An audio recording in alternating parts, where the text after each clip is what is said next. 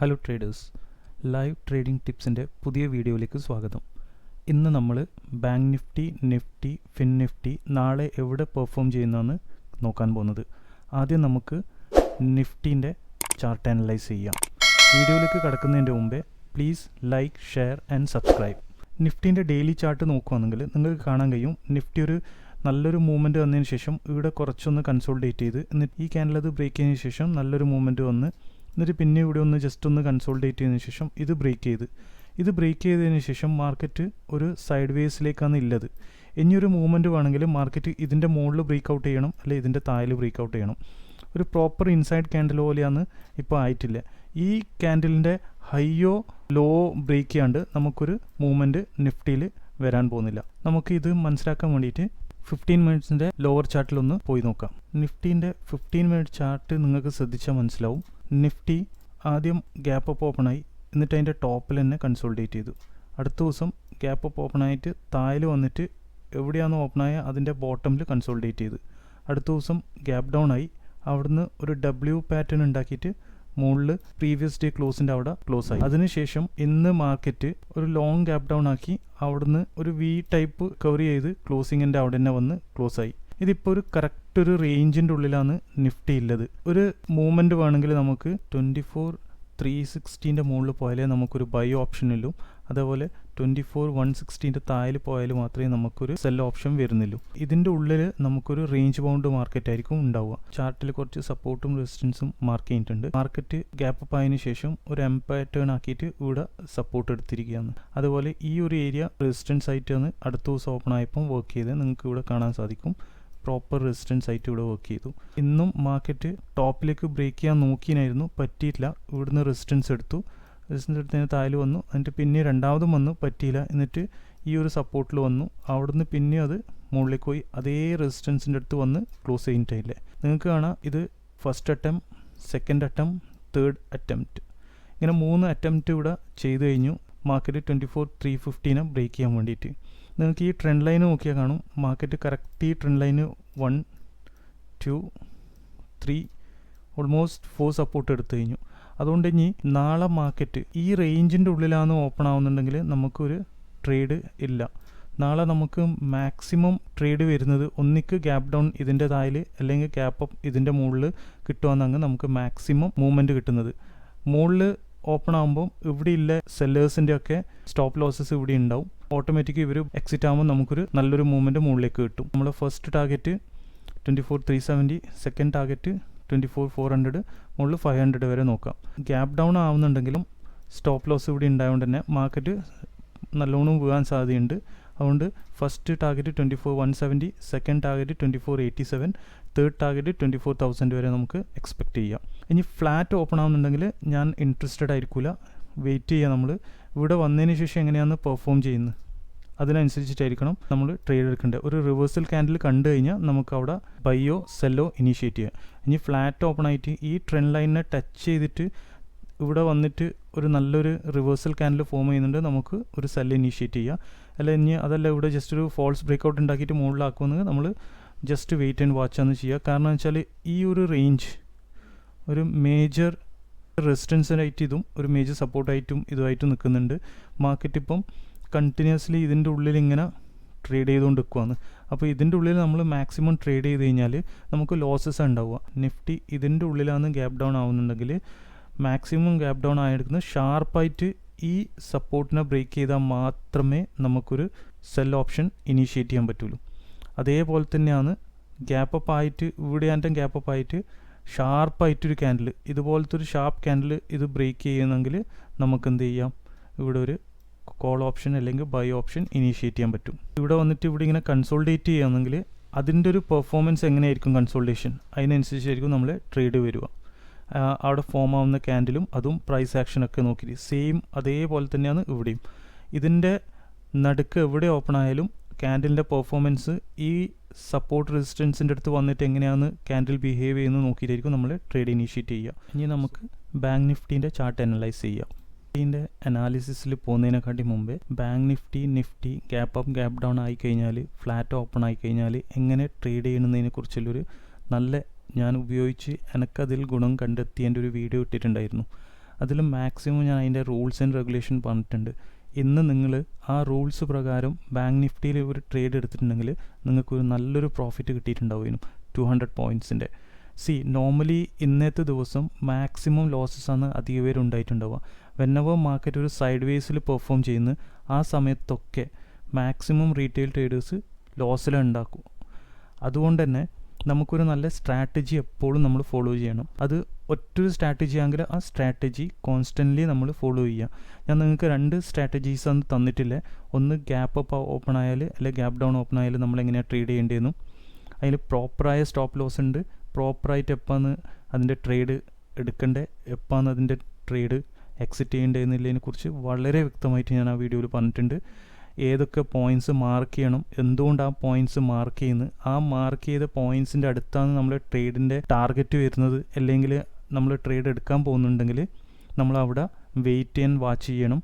ചിലപ്പം ആ പോയിൻറ്റ്സിൽ നിന്ന് റിവേഴ്സിൽ വരാൻ സാധ്യതയുണ്ട്. ആ കാര്യങ്ങളെല്ലാം നിങ്ങൾ കൃത്യമായി ശ്രദ്ധിച്ചിട്ടുണ്ടെങ്കിൽ ഇന്ന് നിങ്ങൾക്ക് ബാങ്ക് നിഫ്റ്റിയിലൊരു നല്ലൊരു ട്രേഡ് കിട്ടിയിട്ടുണ്ടാവും 200 പോയിൻറ്റ്സിൻ്റെ. സെയിം വേ യെസ്റ്റർഡേ ഞാനൊരു വേറൊരു വീഡിയോയും കൂടി ഇട്ടിട്ടുണ്ടായിരുന്നു. ഫ്ലാറ്റ് ഓപ്പണിംഗ് ആയിക്കഴിഞ്ഞാൽ നമ്മളെങ്ങനെയാണ് ട്രേഡ് എടുക്കേണ്ടതെന്നില്ലേ. മാക്സിമം ഇന്ന് നിഫ്റ്റിയിലൊരു ഓപ്ഷൻ ഉണ്ടായിരുന്നു, ബട്ട് അത് ലോസ് ഉണ്ടാക്കിന് നമുക്ക്. പക്ഷേ ലോസ് വളരെ ചെറിയ പോയിൻറ്റ്സിൻ്റെ ലോസേ ഉണ്ടാവില്ല. ബിക്കോസ് നമുക്ക് അറിയാം എവിടെയാണ് നമ്മൾ സ്റ്റോപ്പ് ലോസ്. ആ സ്റ്റോപ്പ് ലോസിൽ വന്നു കഴിഞ്ഞാൽ നമ്മളത് ട്രേഡ് ഡിസ്കണ്ടിന്യൂ ചെയ്യും അല്ലെങ്കിൽ എക്സിറ്റ് ചെയ്യും നമ്മൾ പൊസിഷൻസ്. നോർമലി അല്ലെങ്കിൽ നമ്മളൊരു പ്രോപ്പർ സ്ട്രാറ്റജി ഇല്ലാണ്ട് നമ്മൾ എവിടെയെങ്കിലും ഒരു നമ്മളെ മൈൻഡിൽ തോന്നിയിട്ടൊരു ട്രേഡ് എടുത്തു കഴിഞ്ഞാൽ നമ്മൾ വിചാരിക്കും ഓക്കെ ഇവിടെ സ്റ്റോപ്പ് ലോസ് ഇടാം. പക്ഷേ അവിടെ കഴിഞ്ഞാൽ നമ്മൾ എന്ത് ചെയ്യും, അത് പിന്നെയും ട്രെയിൽ ചെയ്യും. ഓക്കെ ഇതിൻ്റെ താഴെയിടുക. അങ്ങനെ നമ്മൾ ട്രെയിൽ ചെയ്ത് ലോസസ് ക്യാരി ഫോർവേഡ് ചെയ്യും. അങ്ങനെ വലിയ ലോസിലേക്ക് നമ്മൾ പോവും. നമുക്കൊരു പ്രോപ്പർ സ്റ്റോപ്പ് ലോസും ഒരു പ്രോപ്പർ സ്ട്രാറ്റജി ഇല്ലാണ്ട് നിൽക്കുമ്പോൾ.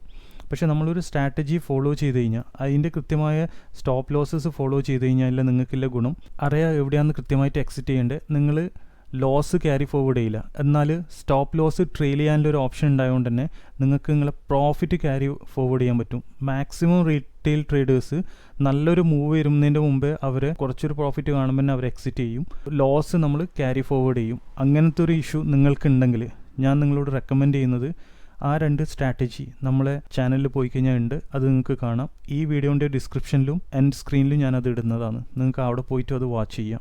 ബാങ്ക് നിഫ്റ്റീൻ്റെ ഡെയിലി ചാർട്ടിൽ നിങ്ങൾക്ക് കാണാൻ സാധിക്കും. ബാങ്ക് നിഫ്റ്റി ഹയർ ഹൈസ് ആക്കിക്കൊണ്ട് മുകളിൽ വന്നിട്ട് ഈ ഒരു പൊസിഷനിൽ കൺസോൾഡേറ്റ് ചെയ്ത് ഇവിടെ കൺസോൾഡേറ്റ് ചെയ്തതിന് ശേഷം ഈ ക്യാൻഡിൽ ബ്രേക്ക് ഔട്ട് ആയതിനു ശേഷം നല്ലൊരു മൂവ്മെൻറ്റ് വന്നു. അതിനുശേഷം പിന്നെ ഇവിടെ ഇങ്ങനെ ഒന്ന് കുറച്ച് നേരം കൺസോൾഡേറ്റ് ചെയ്ത് അതിൻ്റെ മുകളിൽ ബ്രേക്ക് ഔട്ട് ആയതിനു ശേഷം അതിന് അവിടെ കൺസോൾഡേറ്റ് ചെയ്യാനോ അല്ലെങ്കിൽ അതിൻ്റെ മുകളിൽ മൂവ് ചെയ്യാനോ പറ്റിയിട്ടില്ല. നേരെ ഗ്യാപ്പ് ഡൗൺ ആയിട്ട് ഇവിടെ ഓപ്പൺ ആയിട്ടേ ഇല്ല. സോ നാളെ നമുക്ക് മാക്സിമം മൂവ്മെൻറ്റ് ഈ ക്യാൻഡിലിൻ്റെ ബോട്ടമും ഈ ക്യാൻഡിലിൻ്റെ ടോപ്പിൻ്റെ മുകളിലാണ് നമുക്കൊരു മൂവ്മെൻറ്റ് കിട്ടുക.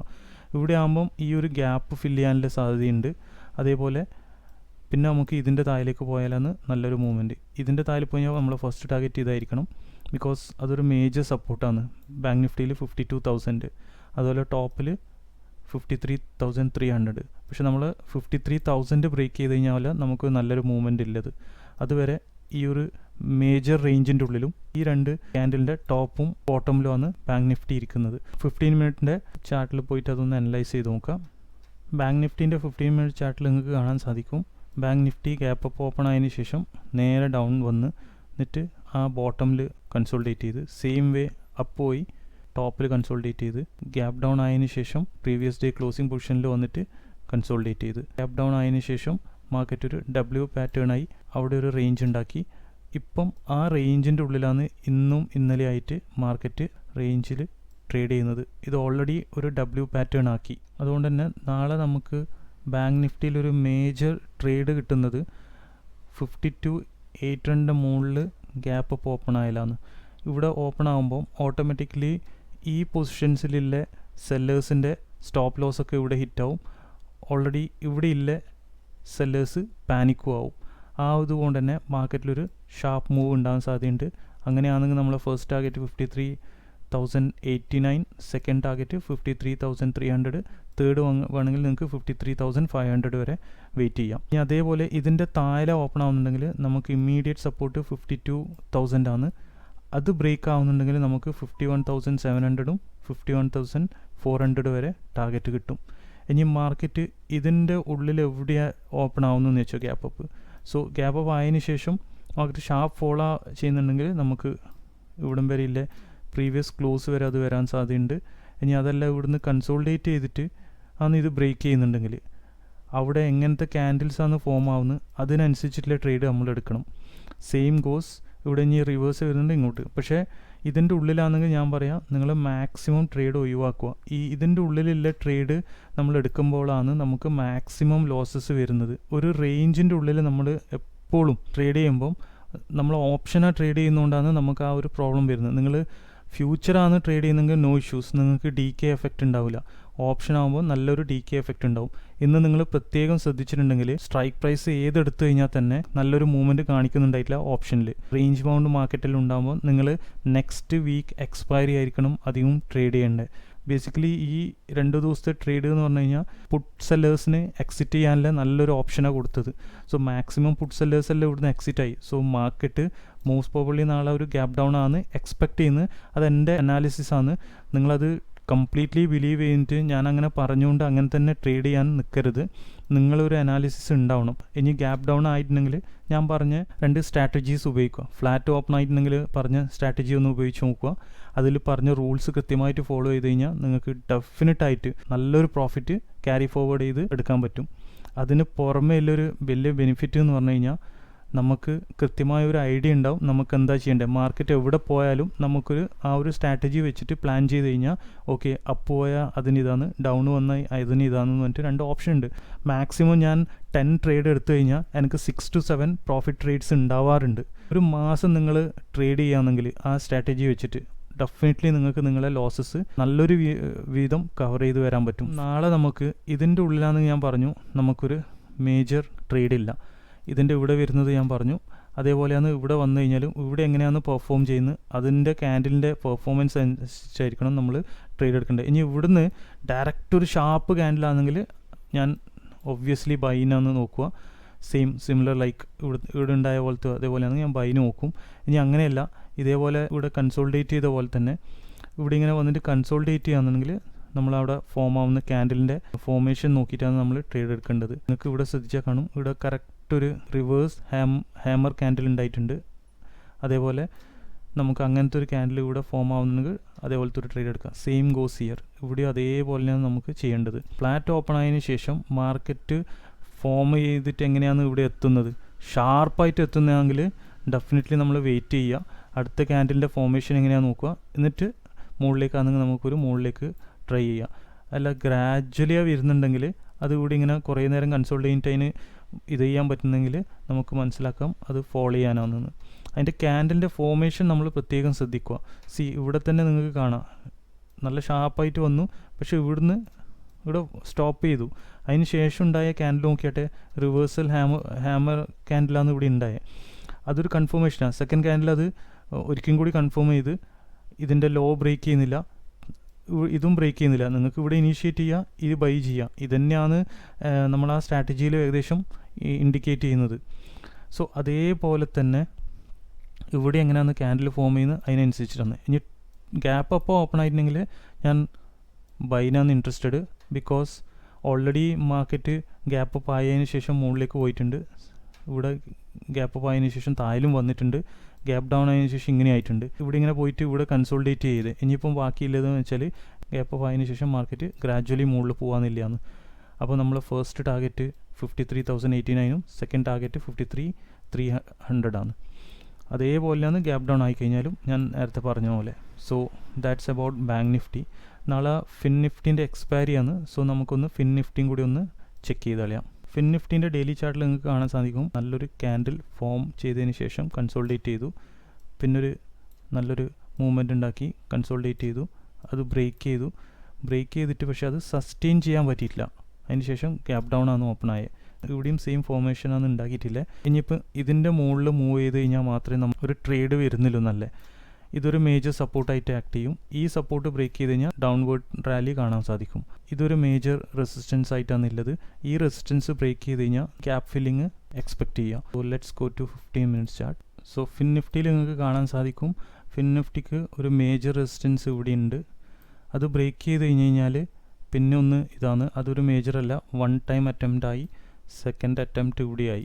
സോ ഇത് മാത്രമേ ഒരു മേജർ റെസിസ്റ്റൻസ് ആയിട്ടുള്ളൂ. ഇത് ബ്രേക്ക് ചെയ്ത് കഴിഞ്ഞാൽ പിന്നെ ഒരു ഗ്യാപ്പ് ഫില്ലിംഗ് ആണ്, അത് ഇവിടം വരെ ആവാം. സോ 23,800 ഫസ്റ്റ് ടാർഗറ്റ് ആയിരിക്കും. ഇത് ബ്രേക്ക് ചെയ്ത് കഴിഞ്ഞാൽ അത് ഗ്യാപ്പ് അപ്പ് ആയി, ഇവിടെ ഗ്യാപ്പ് അപ്പ് ആയാലും ബൈ ചെയ്യാം. ഇത് നിങ്ങളെ ഫസ്റ്റ് ടാർഗറ്റാണ്. സെക്കൻഡ് ടാർഗറ്റ് 24,046 ആണ്. മുകളിൽ 24,200 വരെ നിങ്ങൾക്ക് ട്രൈ ചെയ്യാം. സെയിം ഫ്ലാറ്റ് ഓപ്പൺ ആയിട്ട് ഇവിടെ എങ്ങനെയാണ് അതിൻ്റെ ക്യാൻഡിൽ ഫോർമേഷൻ ആവുന്നത് അതിനനുസരിച്ചായിരിക്കും. ഇതിൻ്റെ ഉള്ളിൽ നമുക്ക് ട്രേഡ് ഇല്ല. It's a no trade zone. Strategy വിട്ടിട്ടൊരു ട്രേഡ് നിങ്ങൾ ഇതിൻ്റെ ഉള്ളിൽ എടുക്കാതിരിക്കുക. ഓക്കെ, അതേപോലെ ഇതിൻ്റെ താഴെ ബ്രേക്ക് ചെയ്യുകയാണെങ്കിൽ, ഓൾറെഡി ഇവിടെ ഒരിക്കൽ ടെസ്റ്റ് ചെയ്തു, സെക്കൻഡ് ടെസ്റ്റുമായി, തേർഡ് ഇത് ബ്രേക്ക് ചെയ്യുകയാണെങ്കിൽ നമുക്ക് ഫസ്റ്റ് ടാർഗറ്റ് ഇവിടെ ഉണ്ട് 23,380, സെക്കൻഡ് ടാർഗറ്റ് 23,110 ആണ്. അതുവരെ നമുക്ക് എക്സ്പെക്റ്റ് ചെയ്യാം. നാളെ എക്സ്പയറി ആയതുകൊണ്ട് തന്നെ ഡെഫിനറ്റ് ആയിട്ടൊരു ജാക്ക് പോട്ടിൻ്റെ ഓപ്ഷൻസ് 12:30 to 1:30 ഉള്ളിൽ ഇവിടെയാണ് കൺസോൾഡേറ്റ് ചെയ്യുന്നത്. ഇവിടുന്ന് ഇങ്ങനെയെല്ലാം വന്നല്ല, ഇനി മുകളിൽ നിന്ന് എങ്ങനെ വന്നിട്ടും 12:30 to 1 ഉള്ളിൽ ഇവിടെ കൺസോൾഡേറ്റ് ചെയ്യുന്നുണ്ടെങ്കിൽ ഇതിൻ്റെ അടുത്ത് എവിടെയെങ്കിലും ഇല്ലേ 7 to 15 റുപ്പീസിൻ്റെ ഉള്ളിലെ പുട്ട് ബൈ ചെയ്യുക. അത് എവിടെയാണ് കിട്ടുന്നത് വെച്ചാൽ നോക്കുക. 40 to 50 റുപ്പീസ് മൂവ്മെൻറ്റ് ക്യാപ്ചർ ചെയ്യാൻ പറ്റും. നിങ്ങൾക്ക് എൻ്റെ ടെലഗ്രാം ചാനൽ ജോയിൻ ചെയ്ത് കഴിഞ്ഞാൽ അതിന് ഏത് വാങ്ങണം എന്നുള്ളത് ഞാൻ ഇമ്മീഡിയറ്റ് ആയിട്ട് അപ്ഡേറ്റ് ചെയ്യുന്നതായിരിക്കും. നിങ്ങൾക്ക് ഈ വീഡിയോ ഇഷ്ടപ്പെട്ടിട്ടുണ്ടെങ്കിൽ നിങ്ങൾ ലൈക്ക് ചെയ്യുക, ഷെയർ ചെയ്യുക, സബ്സ്ക്രൈബ് ചെയ്യുക. That's it. Have A nice trading day. Thank you.